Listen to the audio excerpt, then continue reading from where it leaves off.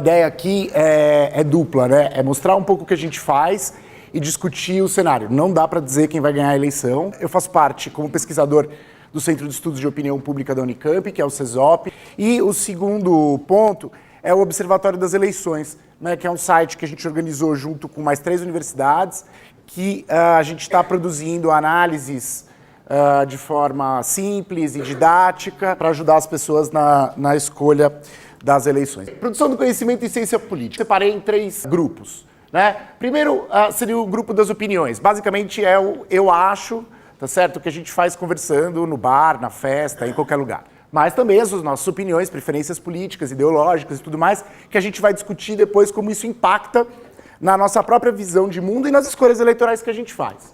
Depois do segundo grupo, vem aí o que a gente poderia chamar de ideias e teorias, que é um pouco o que seria mais ligado ao que a gente chama normalmente ou de teoria política ou de filosofia política, tá certo? Que é uma discussão sobre como deveria ser a democracia, como deveria ser o Estado. O terceiro é o grupo, digamos assim, da ciência política estrito sensu, né? Que está ligado à ideia da possibilidade de produção de conhecimento objetivo sobre um determinado assunto. Só para dar um exemplo. Eu acho que jovens votam de uma determinada maneira. Então eu vou elaborar um trabalho, eu vou submeter esse trabalho a uma metodologia específica, vou testar hipóteses e vou tentar descobrir padrões. Uma lógica de evidência e inferência, ou seja, eu tenho dados eleitorais, votos, pode ser dado de pesquisa, como eu estava dizendo, pode ser história, tá? Então, a ciência política usa muito a história como fonte de dados para análise e testes de hipóteses. A gente sempre está falando de relações prováveis de causalidade. Características das eleições do Brasil. Ótimo. Começo com as eleições majoritárias. O que significa dizer que as eleições são majoritárias? Quem tem mais voto ganha. Basicamente isso. Presidentes e governadores têm uma diferença, certo? Que é a possibilidade de você ter 2 turnos. Isso tem impacto. Eleições proporcionais. O que significa dizer que as eleições são proporcionais? O partido ou a coligação ganha o número de vagas proporcionalmente aos votos que ela tem. E a gente tem um sistema no Brasil que é o sistema de lista aberta com representação proporcional, tá? Então, quando você vota num candidato, sei lá, na Ana de Assis do PROS, você está dando o seu voto para Ana e também está dando o seu voto para o partido ou para a coligação. Isso é diferente do sistema de lista fechada. O próprio nome diz é que você fecha a lista, você ordena a lista. Eu boto 70 nomes ali na hipótese de eu ganhar todas as vagas, e se eu tiver 7, vão entrar os 7 primeiros. No Brasil também tem a possibilidade de votar na legenda, o que cada vez menos gente vota na legenda, que quando a gente vota nas proporcionais, a gente está votando no candidato e na coligação.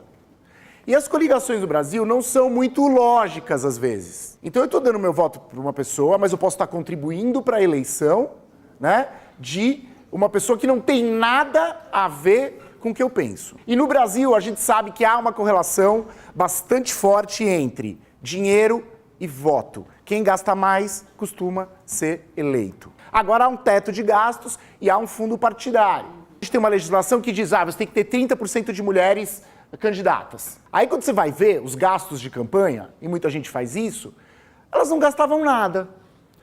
Então 2 coisas aconteciam. Primeiro, muitas delas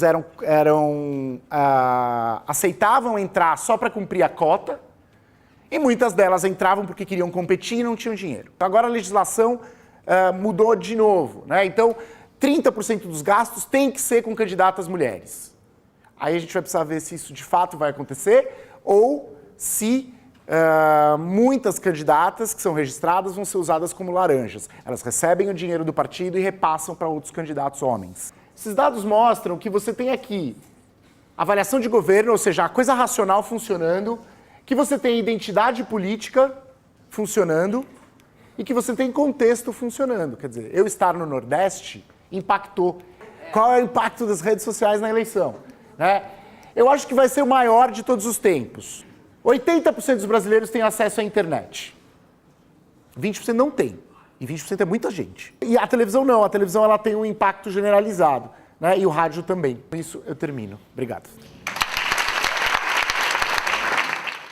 Eu queria saber sobre qual a importância dos debates políticos Eu acho que o que importa mais do que o debate é o uso que se faz do que acontece no debate. Você replica isso na propaganda eleitoral, joga nas redes sociais, joga na televisão, aquilo que você produziu no debate.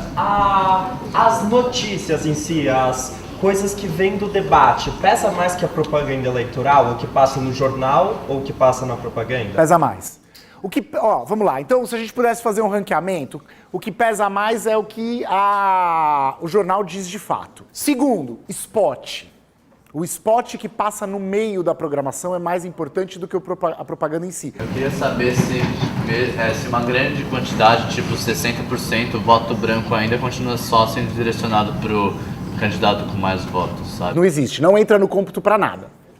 Tá? Nem branco, nem nulo, é uma questão de opção do eleitor. Você quer votar em branco, significa, tanto faz qualquer coisa. Você quer votar nulo, eu sou contra tudo. Então eu agradeço imensamente o convite.